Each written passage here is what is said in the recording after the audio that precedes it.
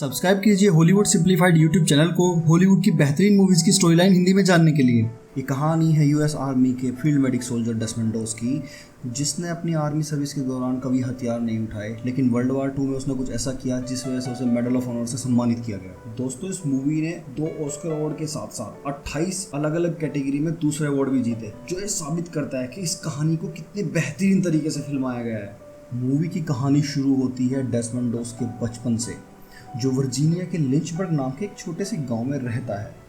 एक दिन बचपन में खेल खेल में डोस अपने भाई के सर पर पत्थर मार देता है, जिस वजह से उसके भाई को काफ़ी गंभीर चोट आती है और वो मरते मरते बचता है। इसके बाद डोस जीसस से वादा करता है कि वो जीवन में कभी भी किसी को कोई चोट नहीं पहुंचाएगा। 1935 में अब इस सब बात को 15 साल बीत चुके हैं। एक दिन डोस चर्च में मरम्मत का काम कर रहा होता है, तभी चर्च के सामने एक व्यक्ति का एक्सीडेंट हो जाता है, जिसे डोस गाड़ी के नीचे से खींचकर निकालता है और उसको तुरंत ही हॉस्पिटल ले जाता है। अब यहाँ हॉस्पिटल में डोस की मुलाकात डोरोथी नाम की एक नर्स से होती है, जो भला की खूबसूरत है, जिसे देखते ही पहली नज़र में डोस को प्यार हो जाता है। धीरे धीरे ये दोनों एक दूसरे से मिलने लगते हैं और एक दिन डोस बातों बातों में डोरोथी को ये बताता है कि वो भी उसी की तरह लोगों की सेवा करना चाहता है, एक मेडिक बनकर। अब सेकेंड वर्ल्ड वॉर के समय डोस यूएस आर्मी ज्वाइन करता है, लेकिन डोस के पिता टॉम, जो खुद एक बेहतरीन वॉर वेटरन रह चुके हैं, डोस के यूएस आर्मी में as a combat medic join करने के डिसीजन से काफ़ी दुखी हैं, क्योंकि उन्होंने भी अपनी सर्विस के दौरान काफ़ी लड़ाइयाँ लड़ी थी, जिसमें उन्होंने अपने कई साथियों को खोया और जिसके गम में वो आज भी शराब के नशे में डूबे रहते हैं। अपने फादर के गुस्सा होने के बावजूद भी डोस अपनी ट्रेनिंग के लिए फोर्ट जैक्सन जाने से पहले डोरोथी से मिलने जाता है और उस शादी के लिए प्रपोज करता है, और डोरोथी भी उससे शादी करने के लिए हाँ कर देती है। डोस के फोर्ट जैक्सन पहुंचने पर सार्जेंट हॉवल की कमांड में डोस की ट्रेनिंग शुरू होती है। डोस फिजिकली सबसे एकदम अलग है, लेकिन असली बवाल तो तब होता है जब एक दिन ट्रेनिंग के दौरान डोस राइफल उठाने और शनिवार के दिन ट्रेनिंग करने से मना कर देता है, क्योंकि वो अहिंसावादी है, और दूसरा ये कि शनिवार का दिन उसका आराम करने का और जीसस की प्रेयर करने का दिन है, जिसके चलते सार्जेंट हॉवल और कैप्टन ग्लोवर यूएस आर्मी के सेक्शन 8 के तहत डोस की मानसिक स्थिति ठीक नहीं है ये कहकर उसे आर्मी से निकालने के लिए कार्रवाई शुरू करते हैं। पर अहिंसा का पालन करना डोस का एक व्यक्तिगत और धार्मिक विचार है, जिस वजह से उस पर मेंटल इलनेस का केस साबित नहीं हो पाता। पर इसके बाद कैप्टन ग्लोवर डोस को काफ़ी बुरी तरह से ट्रीट करते हैं और उसे बहुत ज़्यादा पनिश करते हैं, ताकि वो खुद ही आर्मी से रिज़ाइन कर दे। और एक बार रात को सोते समय अपने ही साथी सोल्जर्स के द्वारा पीटे जाने के बावजूद भी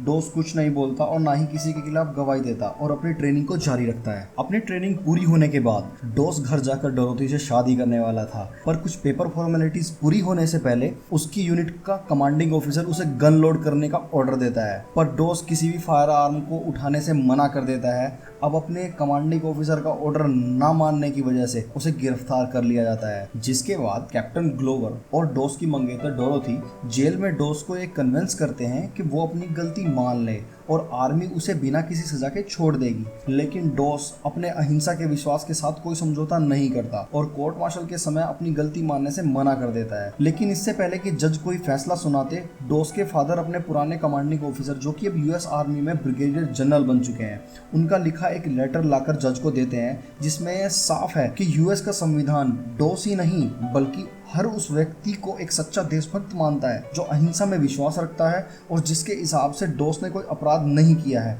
जिस वजह से डोस पर लगे सारे आरोप रद्द हो जाते हैं। और डोस के घर लौटने के बाद डोरोथी और डोस आपस में एक दूसरे से शादी कर लेते हैं। सेकेंड वर्ल्ड वॉर के टाइम 77 इन्फेंट्री डिवीजन, जो कि डोस की यूनिट थी, उसको पैसिफिक रीजन में चल रहे हैं ओकिनावा के बैटल में जापानीज आर्मी से लड़ने के लिए हॉक्सो रिज नाम की एक जगह भेजा जाता है, जहां उन्हें 96 इन्फेंट्री डिवीजन की जगह लेनी है। दोस्तों, हॉक्सो रिज एक खड़ी चट्टान है जिसकी ऊंचाई लगभग 400 फीट है और जिसके ऊपर जापानीज आर्मी का कब्जा है। ऊंचाई पर होने की वजह से जैप्स यूएस आर्मी को भारी नुकसान पहुंचा रहे हैं। अब कैप्टन ग्लोवर इस चट्टान पर चढ़ने से पहले यूएस नेवी से आर्टिलरी सपोर्ट मांगते हैं, ताकि वो चट्टान पर पहले से मौजूद जैप्स को मार सकें और अपनी यूनिट के लिए एक सेफ पैसेज बना सकें। कैप्टन ग्लोवर के कमांड में रिज पर चढ़ने के बाद यूएस आर्मी और जापानीज आर्मी के बीच काफ़ी घमासान गोलीबारी होती है, जिसमें दोनों तरफ से काफ़ी सैनिक मारे जाते हैं। जंग के दौरान डोस कॉम्बैट मेडिक होने की वजह से काफी सैनिकों को बचाने की कोशिश करता है, जिसमें से वो स्मिटी की जान बचाने में कामयाब भी रहता है, जिस वजह से स्मिटी डोस की रिस्पेक्ट करने लगता है। रात के समय कैंप में रेस्ट करते हुए डोस बातों बातों में स्मिटी को ये बताता है कि जब एक बार उसके फादर शराब पीने के बाद उसकी माँ से मारपीट कर रहे थे, तब उसने अपने पिता से गन छीनी और इस छीना झपटी में गोली चलने की वजह से उसके फादर की जान भी जा सकती थी, जिसके बाद उसने कभी भी किसी फायरआर्म को हाथ न लगाने की कसम खाई। जिसके बाद स्मिटी उससे माफी मांगता है कि ट्रेनिंग के दौरान वो उसे कमजोर समझता था और उसकी बहादुरी पर भी शक करता था। और अगले दिन जापानीज आर्मी अपनी पूरी ताकत के साथ यूएस सोल्जर्स पर हमला करती है, जिसमें यूएस आर्मी को भयंकर कैजुअलिटीज का सामना करना पड़ता है। स्मिटी मारा जाता है और साथ ही सार्जेंट होवल के साथ साथ डोस की स्क्वाड के बहुत सारे सोल्जर्स घायल हो जाते हैं। डोस इस खूनी चट्टान से नीचे उतरने के लिए आगे बढ़ता है, पर जैसे ही वो घायलों की चिल्लाने की आवाज़ सुनता है उसका दिल पसीज जाता है और वो बैटलफील्ड में घायलों की मदद करने के लिए वापस लौट जाता है। जिसके बाद डोस एक एक करके दर्जनों सिपाहियों को रस्सी से बांधकर चट्टान से नीचे भेजने लगता है। हर बार एक सोल्जर को नीचे भेजने के बाद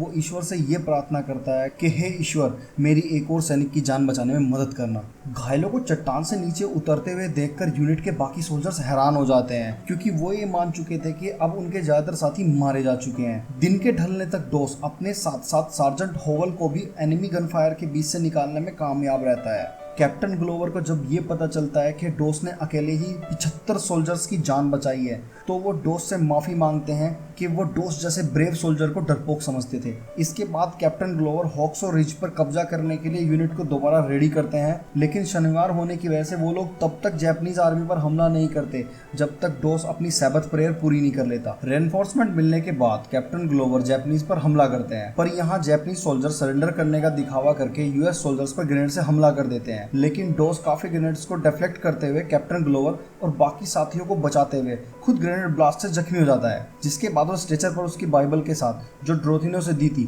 उसके साथ चट्टान से नीचे लाया जाता है और फाइनली जापानीज को हराकर यूएस आर्मी ये जंग जीत जाती है। डेस्मंड डोस को ओकिनावा के इस बैटल में 75 सोल्जर्स की जान बचाने के लिए US president Henry S Truman द्वारा यूएस आर्मी के highest award medal of honor से सम्मानित किया गया। डोस और डोरोथी जीवन के अपने आखिरी क्षणों तक एक दूसरे के साथ रहे।